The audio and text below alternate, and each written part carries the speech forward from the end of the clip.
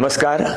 हिंदू सणाचे व हिंदू धार्मिक कार्यक्रम साकार करण्यावर जाहीर टीका करायचा हा एक फॅशन झाली आहे. माझ्यावर झालेली टीका ही त्या नॅरेटिव्हचा एक भाग होता.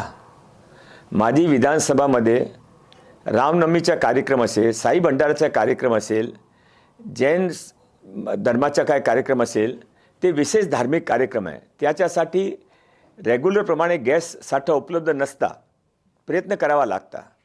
तो त्यासाठी मी माझ्याकडे साई भंडारचे पण लोक पण आले होते, जैन धर्मीचे लोक पण आले होते. तर त्यासाठी प्रयत्न करायचा नाही का? मी प्रयत्न केल्यामध्ये काय चुकीचं आहे? अजून परवा 2 तारखेला हनुमान जयंती आहे, 14 तारीखला आपले डॉक्टर आंबेडकर साहेबांची जयंती आहे. तो त्यासाठी विशेष कार्यक्रम, धार्मिक कार्यक्रमामध्ये मला प्रयत्न करावा लागणारच आहे ना. माझी विधानसभाचे आमदार म्हणून माझी रेस्पॉन्सिबिलिटी आहे. त्यामध्ये कोणाने गैर वाटायचे असेल किंवा काही कंट्रोवर्सी उभी करायची असेल तर त्याने करावी.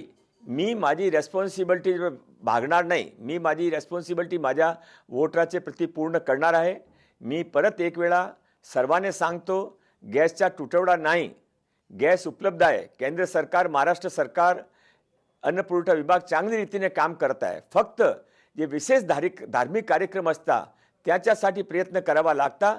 ते सर्व आमदारांनी, सर्व जनप्रतिनिधींनी करावा. हा कंट्रोवर्सीने तेढ निर्माण करायचा प्रयत्न सोडावा. धन्यवाद. मंगल प्रभात लोढा.